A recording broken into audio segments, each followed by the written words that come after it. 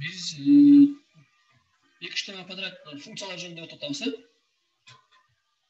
Funksiyalardan qanday объявление кылабыз? Parametрлер кандай болот? Локальный жана глобальный переменналар кандай колдонобуз? Ошондой эле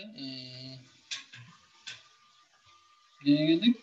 Функция возврат значение кандай болот функциядан? Жана функциянын параметрлери, именованные, анан немелер по месту расположения. Баарын өтүп атабыз. Азыр биз ошолорду кыскача кайталап өтөбүз дагы. Өткөн темада өткөн аргументтерди args жана quarks деген эмелер боюнча өттүлөр. Ошолорго пример иштейбиз да. Биринчи, экинчи сабак ошо кайталоо сабактары.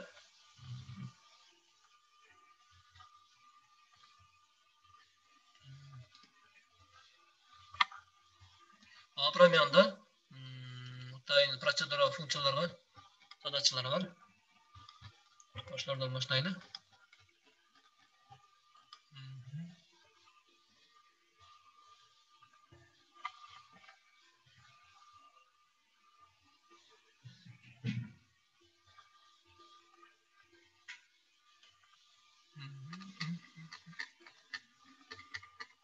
Так, функцияларга.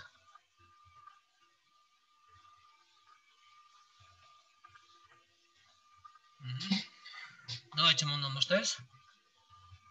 Урок 16. Описать функцию sin x целого типа, возвращающую для вещественного числа x следующее значение. Если x больше нуля, то есть меньше нуля, тогда минус 1 чыгыш керек экен. Если x равно, то нулевое значение чыгыш керек экен. Если x меньше, то есть больше нуля болсо, на 1 чыгыш керек экен. С помощью этой функции найти значение выражения sin a, sin b для данных вещественных чисел a и b.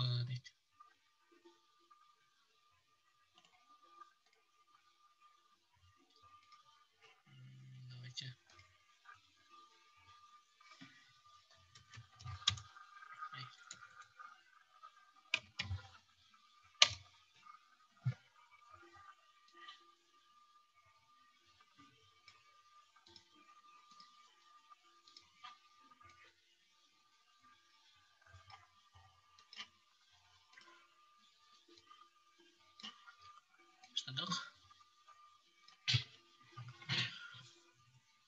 Так, задача у нас 16.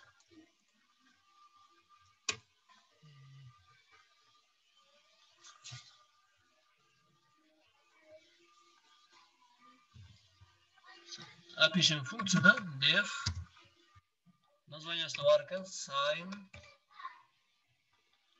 Так. X белгілі значение алады екен, Так, вот.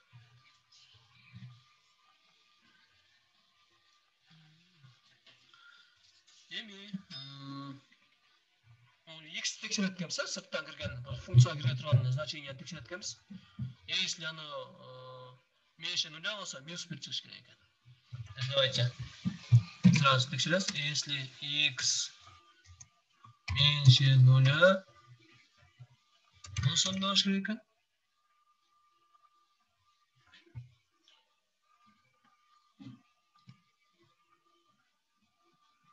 Тогда функциябыз эмнени?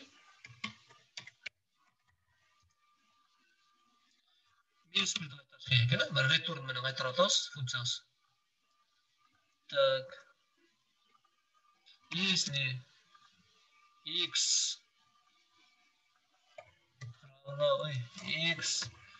равно нулю, то ноль керек экен. Return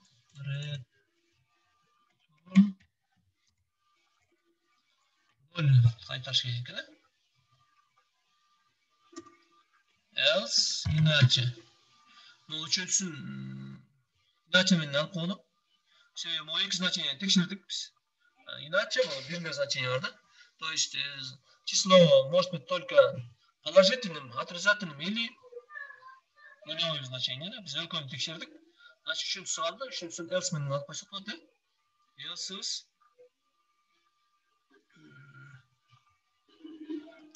else return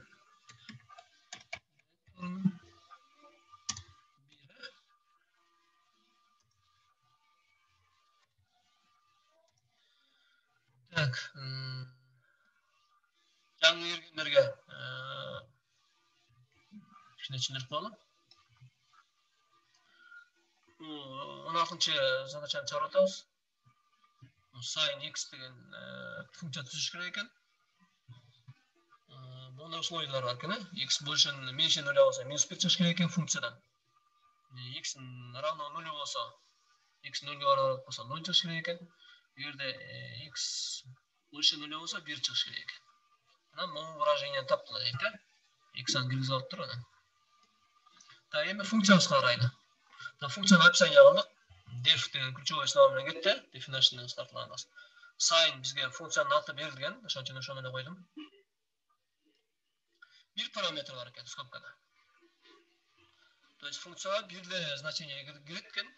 Ошол значениени текшериш керек экен. Текшерип атабыз. X меньше 0 болсо return деп атабыз. Функциябыз эмнени кайтарыш керек экен? Минус 1ди кайтарыш керек. Возврат болуш керек да. Кайра условия койдук. Если x равно 0, то есть муну алып бартам, мына биринчи муну условияны текшердим, экинчи муну условияны текшерип атам. X равно 0 болсо 0 болуш керек. Return 0 дедим. Анан үчүнчү значениясы айттык, жаңагыдай любое число может быть нулевым, отрицательным или положительным только. Үчөө значение алат да. Ошон үчүн үчүнчүсүн else менен алып койдум. Return бердим. Так, давайте текшерип көрөбүз. Пока муну чыгара элекпиз азыр. Мындай текшерип көрөбүз. Мен print менен сразу экранга чыгарам. Вызов кылам тиги функцияны. Sin x параметры. Так, сохраняем.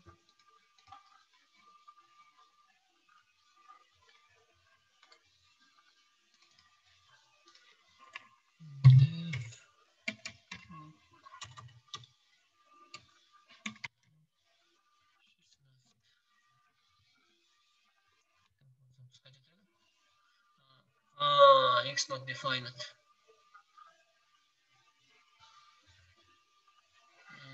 X не определенно деп чыккан да. Туура. Биз тегинерге айла көчүрүп койгон турабыз. Бул жерде биз x значениясын беришибиз керек, мисалы үчүн 12. 12де 1 чыгыш керек. Основной задача. Если положительный болсо, x 0 чоң болуп, на 1 чыгыш керек болчу. Туура чыкты. Да, запускать этим. Эми уже уже минус текшерат. Давайте. Минус болсо минус болуш керек. То есть арасаңыздар, могу деп текшерип атабыз азыр, x меньше 0 болсо минус 1 чыгыш керек. Минус 1 чыкты. Так. Если 0 болсо, анда 0 чыгыш керек. Значит, биздин функциябыз туура иштеп атат да. Эми кандай иштеп атат бул? Пока модуль иштебей турат, модуль мындан могуга чейин эмне подпрограмма, функция. Функциялар башында описание болуш керек. Колдонууга чейин. Биз модульдө колдонуп атпайбызбы, вызов кылып. Ошого чейин мындай болуп описание болуш керек да. Антпесе тааныбай калат функцияны. Так, андан главный программасы мондан башталды, print деп башталды. Print экранга чыгарып атабыз, эмнени чыгарып атабыз? Sin o деп атабыз, то есть вызов функция жүрүп атат. То есть o эмес, 0. Могу 0 деген модульге барып, x-nin ордуна барып иштейт. Как параметр да. Biz бул жерде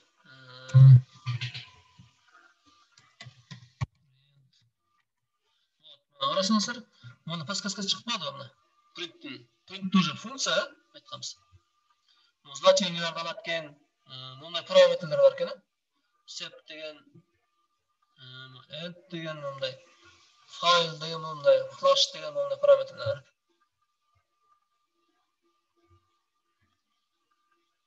Біздің осы функциямыз болса, белгілі параметрді алады, но x деген. Қайра шоны тексеріп атамыз да. X больше нуля, меньше нуля болса минус 1 функциямыз, но return деген возврат, да? Не возврат? Ошо функциямыз минус 1-ді возврат қылыш керек. Андан кейін 0 болса, x барабар 0 болса, андан 0-ді шығарыш керек екен. Иначе, else return 1 жол болса, оңсам болып қалса, анда 1-ді қайтарыш керек екен. Так, біз по основе задачи екі вещественное число бар екен. Ошоның жардамымен бұны іштешіз керек екен, да? Так, кегіз аламыз, аламыз. Float.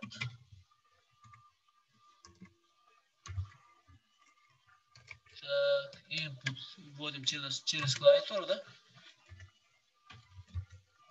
Так, равно.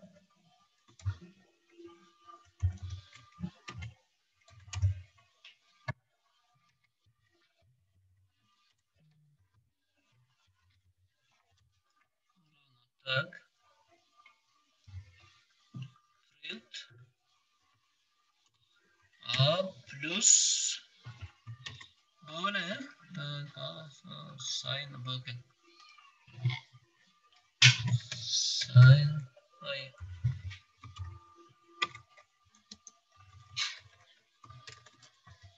Sign bak.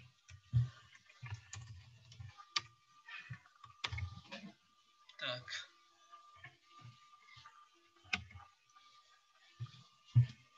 Так. Главная программа işledik пока. Modules. A'nı sırada. A'da 5'te preyn. Tine olsa minus 5'te preyn. Jo'nun gibi aytat. Kaça sifir açat.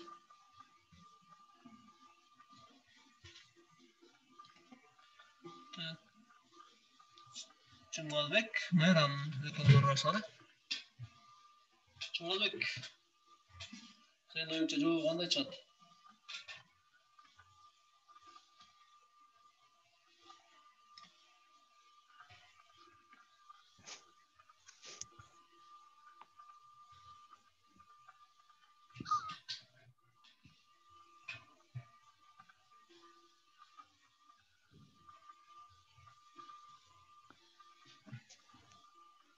Nol ғой. Hayır, sen ne çeçe?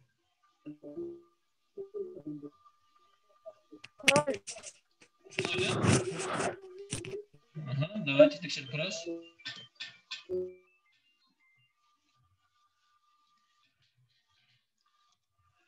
Нol çıktı azamat hükümetin sebebi Баалар 5 деп бергенде 5 деп текшерді. Ну, іштеді 1 чаты. Даже можно текшерсек болады.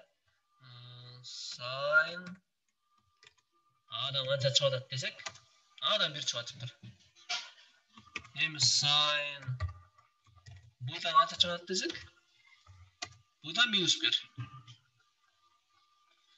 Тогда модулем осы sign'дан 1 текшер атасы плюс sign B'дан минус 1 шықты.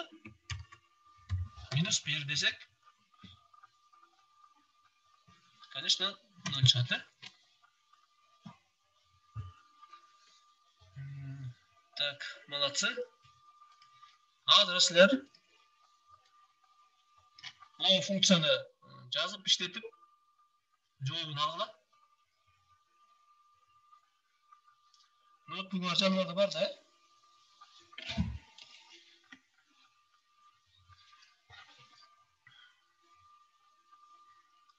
Так, 5 minut vaqt şunu жазып nima aldılar. Cevabını aldılar. кийинки темаларга өтөбүз.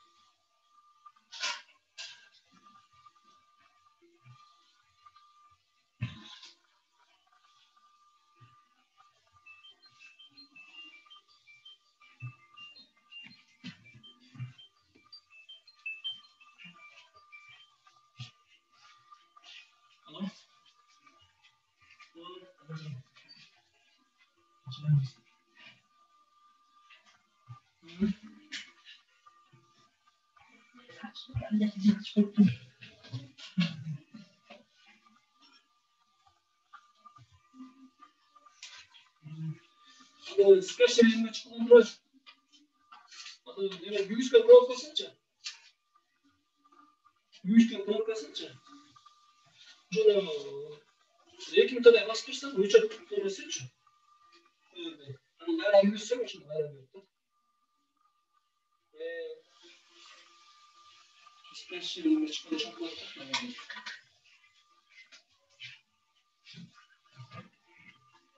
Şu spesial rejime çıkıyor şu kadar.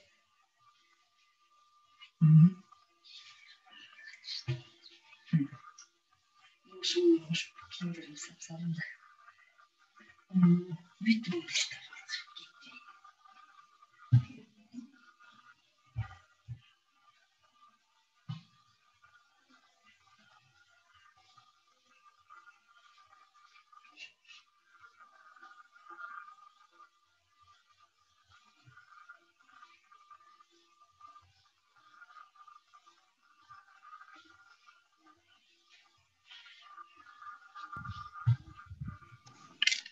No. Tüy ağay.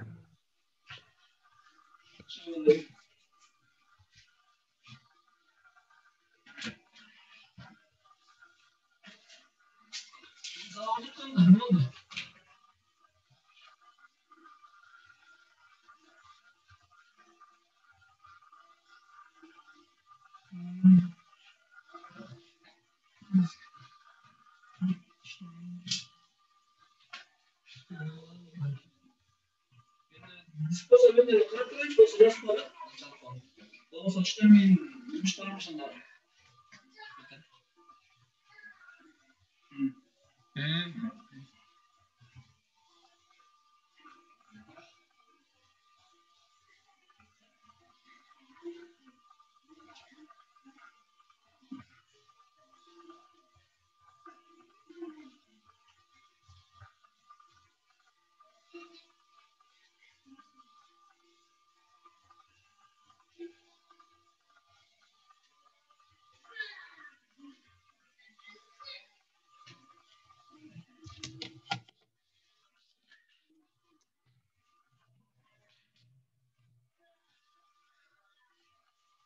Merhabalar.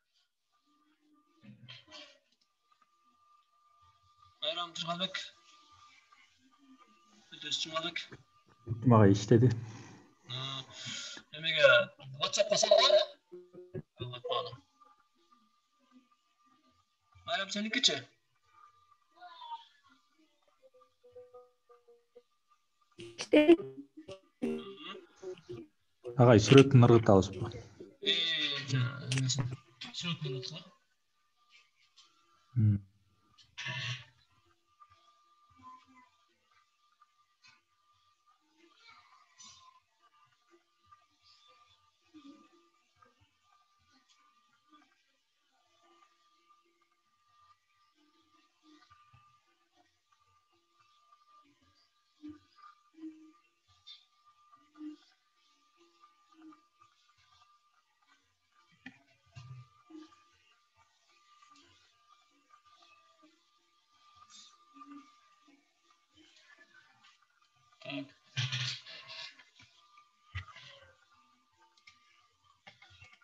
Şu yerden жаңағы өткен темаларды қайталап қойдық. X бұл жерден не екен? Функцияның параметрі екен, sign болса название функции.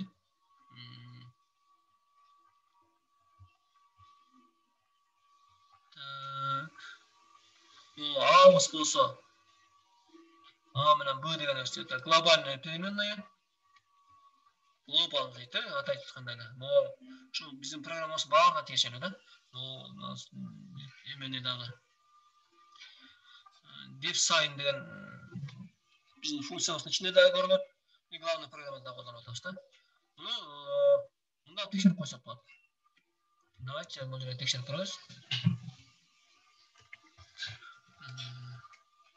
Printf түріне мысалы мен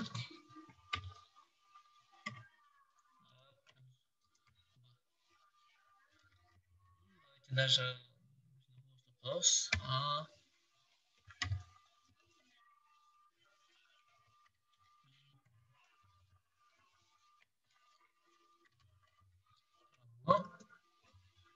деп бір көріс.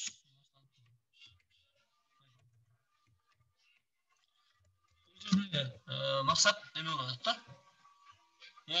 А менен Б деген глобальный переменныйды. Функцияның içinde қосылса болады дегенді көрсетіп береді қазір. Ой.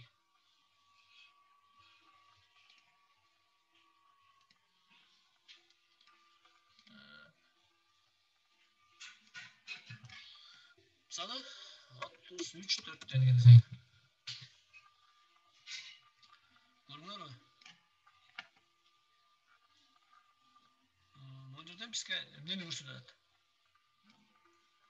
А менен Б деген главный программадағы, бұл жерден главный программадағы переменныйлар, глобальный переменныйлар. 3-4 деп, бұл вызов болды. Бұл сайын A'да вызов болды. Вызов тұрғанда мол іштей баштады, мол жердегіз. Мол іштей баштады. Сол жердегі бұл главный программада A'ны алып келді, плюс қойды, B'ны алып келді. Барабар деп бір үлкен суммалап, онда шығарып қойды. Главный программадағы глобальный переменнелерді қолдандық біз. Функциябызда. Значенияларын. Бірақ өзгерткен жоқпыз. Только қолдандық. Не үшін екі жол шығып қалды? Себебі бұл жерде әр жол вызов болады, сайын. Бұл үшін де атшы. Сол үшін екі жолы шығып қалды. Еме бұл бізден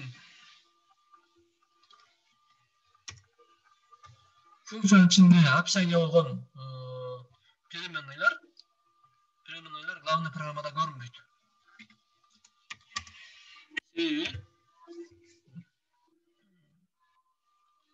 Бірнеше себептерден ішіне қойылған. Бirincisi безопасностьтан да. Главный программада функцияның ішіндегілер өзгерте берсек, программа осындай башламаны башталады да. Отслеживать етіш қиын болып қалды да. Конечно, біздің 50-60 строчкалы программаларда оңайдан батарея таба аласыз. Әлі меңдеп строчкалы программаларда, ошол программаларда ал уже отслеживание қылыш қиын болып қалды.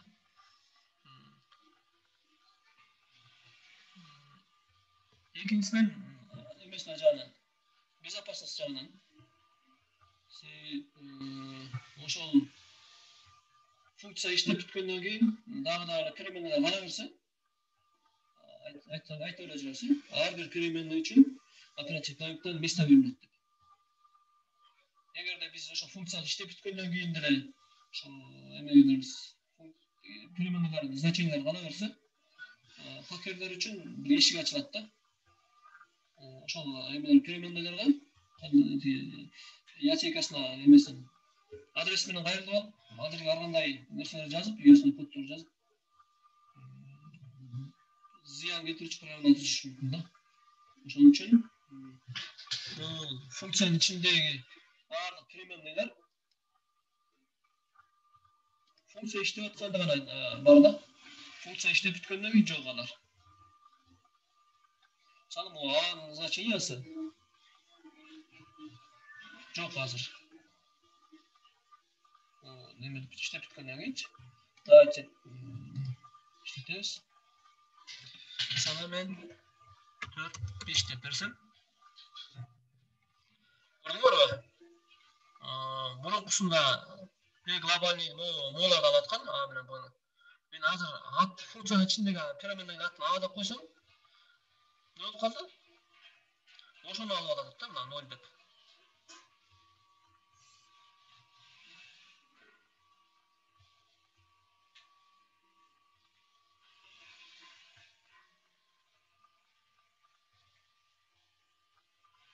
Şuradan bir ereje gelip çık.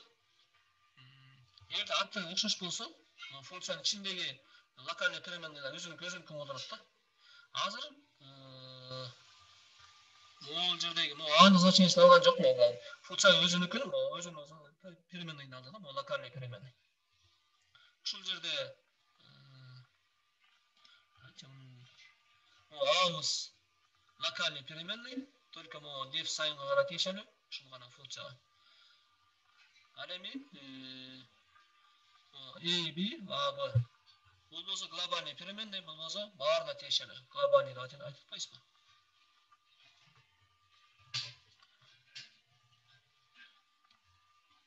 Задача шығарсақ, қанан түсінікті болады. Hazır.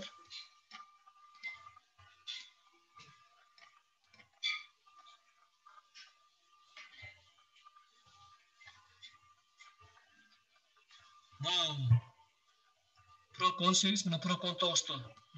Videonu çarp beringlar. Домашнее задание-га. Başka emeler өте бересіз hazır. Başka temalarga. Жетім туақ тосқап тұр. Давайте bir işlей береміз.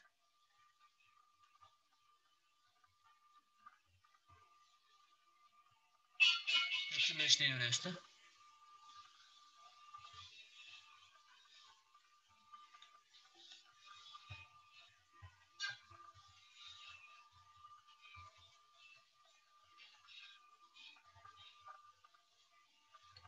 Şimdi o uzun tutamını işley береміз. Prok 22. Описать функцию calc A, B, P вещественного типа, выполняющие над ненулевыми вещественными числами A и B одну из арифметических операций. И возвращается результат. Ведь операция определяется целым параметром. Bir болса вычитание, iki болса умножение, üç болса деление, оставим значение сложения.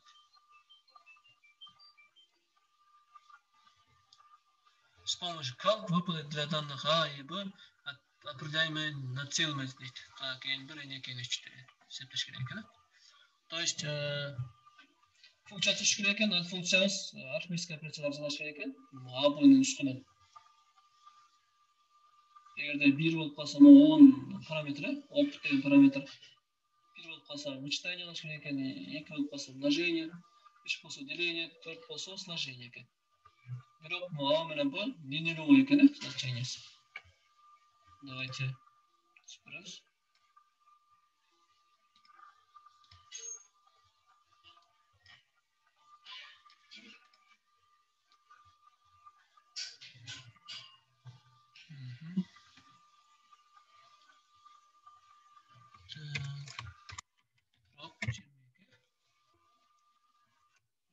Процедура дегеннен да. Так, функция def calc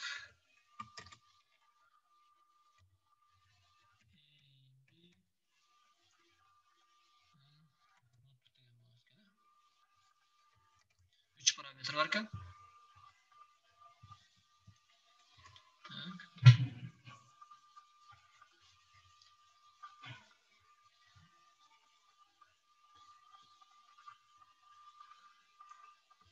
ошол жерден мен эмени текшерип берет да. Жок, аны сырттан текшерели, жана ноль эмес экенинчи. Не нулевой вычислительными числами деп атпайбы? Мен бул жерден немесini текшерип көргөм. Оп, 1 болсо вычисление экен.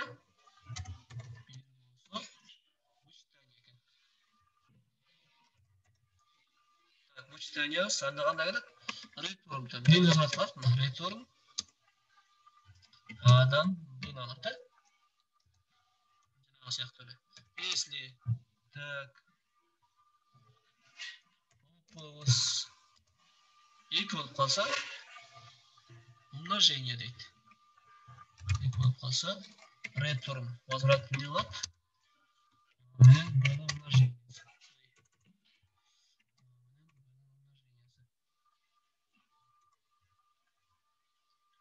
Üçüncü delение екен. Менен болсо полный екен. Илиш менен болсо полный екен. Давайте шундай коебуз.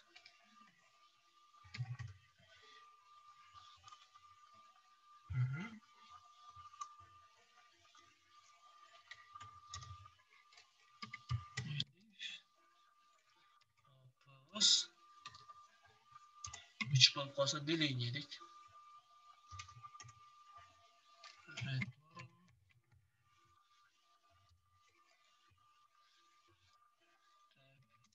Б'ға бөлмей.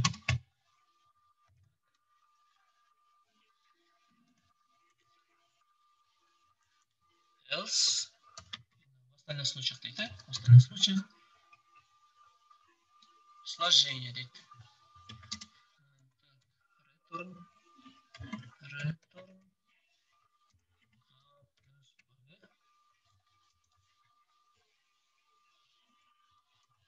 Так, функция бүтті. Енді основной программада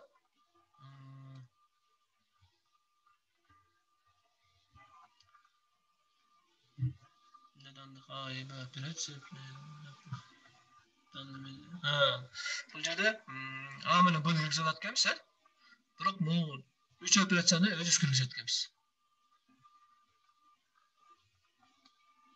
Так, давайте. A'ni кіргізіп аткенбіз, float. Естественно, атпай, шаның үшін float қылдық. Input.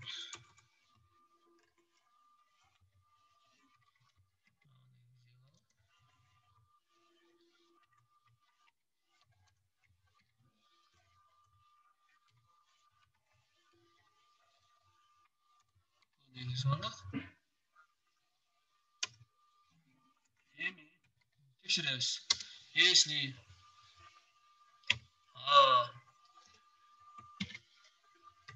барабар емес 0 болса, не нулевой деп атпай?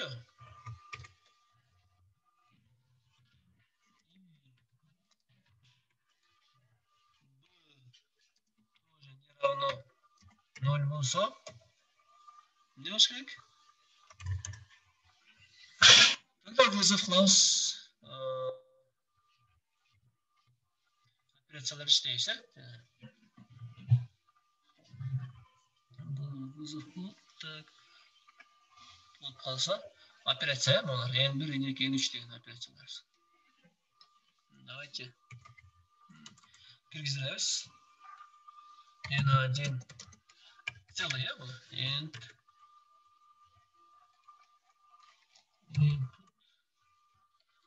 Autos қалыптыр. Беден кейін 10 минуттан илан тауса, 10 жарымда шында.